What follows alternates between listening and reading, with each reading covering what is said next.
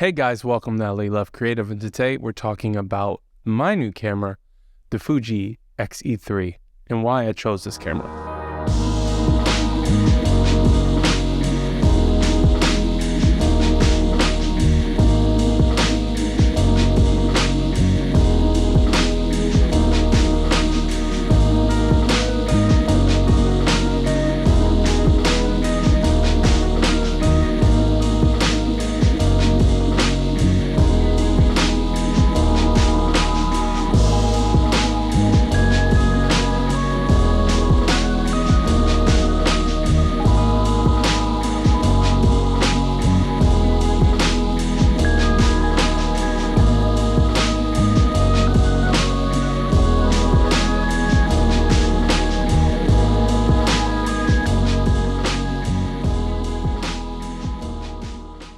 Now, this is not a formal review. I've basically been trying out different Fuji cameras on the channel, and I've been trying to think of which is the right one for me.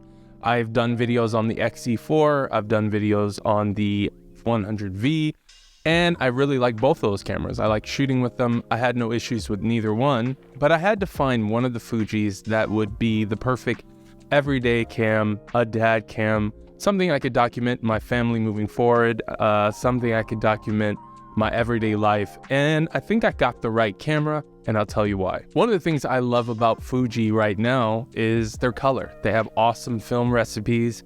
You can do awesome different types of film simulations on these cameras, and for the most part, that's one of the major reasons why people are going crazy about the 100V. They are going crazy about the X-E4, and for some reason, I'm seeing a lot of people gravitate to the X-E2, X-E1, and X-E4, and they're leaving out the X-E3, which I think is the better option out of all of those. Now, one of the first things I wanted to do with this camera was just to put it through its paces and see if this camera could withstand a professional shoot. Now, I know this is already a beautiful street photography camera.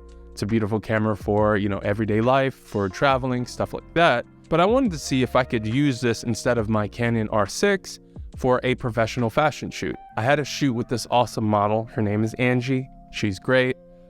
Basically, we wanted to create some moody looks. I really wanted to mess around with ideas and create more filmic looks with this camera because I know that the Fuji is really good for capturing that film look. Now, the three lights I used primarily for the shoot was my Forza 500, a RGB light that I'll put the link in the description of what I used, and a 120D that I have at my photography studio, which is Sage Studios, if you want to rent a photography studio in LA, link in the description. Now, the main lens I used that day, pretty much the only lens I used that day, was the Fuji 35mm f2. Now, the Fuji X-E3 is not a full frame camera, so there is a crop. So this 35mm is more like a 50mm, which is totally great for me. I shoot a lot of 50mm with my photography. So I shot the whole photo shoot with this lens, and I think I got some really, really cool images with it. Now, when I was shooting Angie, one of the first looks I did was this. We had this awesome, it was like a bejeweled bra set, very risque, very, very cool. The model I shot was so cool. She even was like, I almost bought this, this top and this outfit that we had picked for her. She was like, I almost bought this. So she was already in love with the outfit that we chose. One of the things I really wanted to test out was some cool experimental lighting that I've been seeing around on TikTok and on Instagram.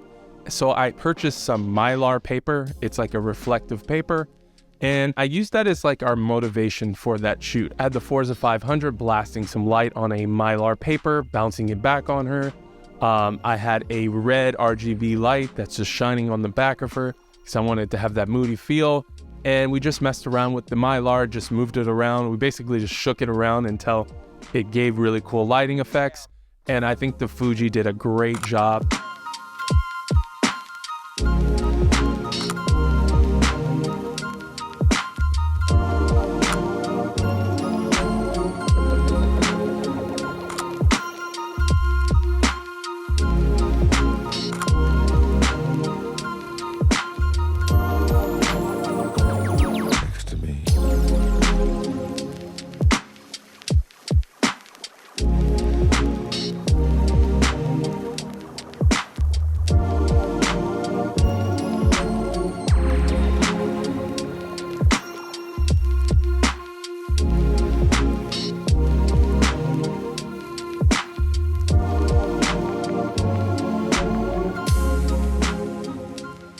The next look I used this camera was we used the Mylar again.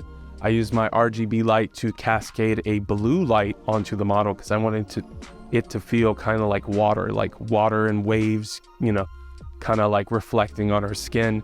Then we use a Forza 500 to just kind of beam a shaft of light onto the white of the backdrop to kind of cascade onto her face and fill in the shadows a little bit better. I really love the images that this produced. It gave it a very, you know, painterly feel, and the Fuji just did an exceptional job in this shot. And some of my favorite images of that day came from this particular setup.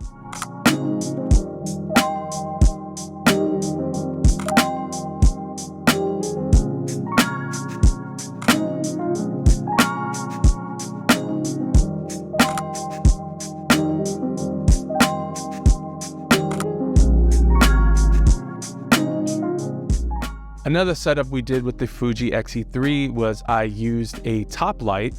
I basically took a top light, a Forza 500, put it on a boom menace arm, which was a little sketch, so I tried to make sure it didn't go over the model completely. And then I had it shining down. I had a red, and I played around with a red gel. Sometimes I use this, sometimes I use just a beauty dish. I kind of messed around with a top light setup, and I just wanted to mess around in our studio.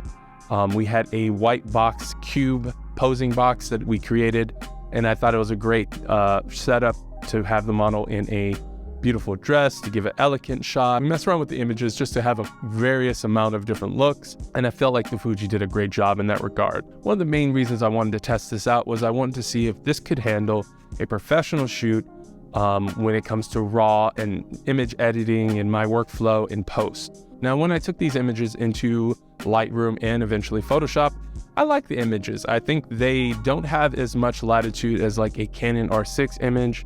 They're not as sharp. The autofocus on here is a little bit more soft. It is a little softer on this camera because it's trying to emulate kind of a filmic look. So there's nothing wrong with that. That's part of the reason why I got this. The latitude is not as great. So if you are overexposing or underexposing, you're not going to want to push it too hard when you're shooting because it's going to get noisy. It's going to get a little soft when you're doing that.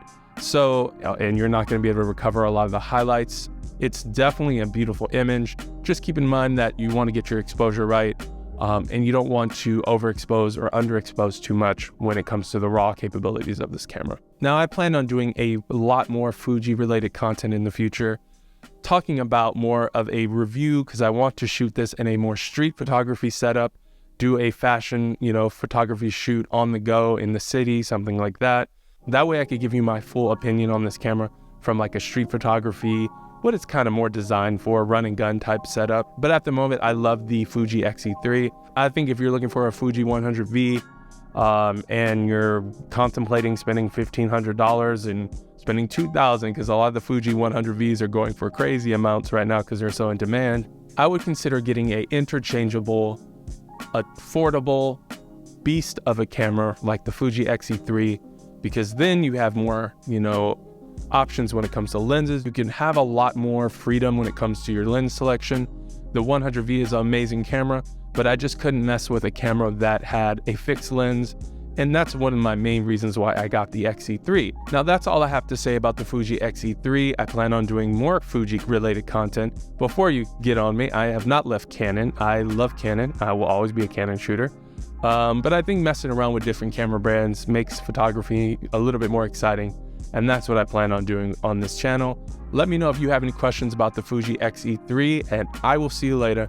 Peace.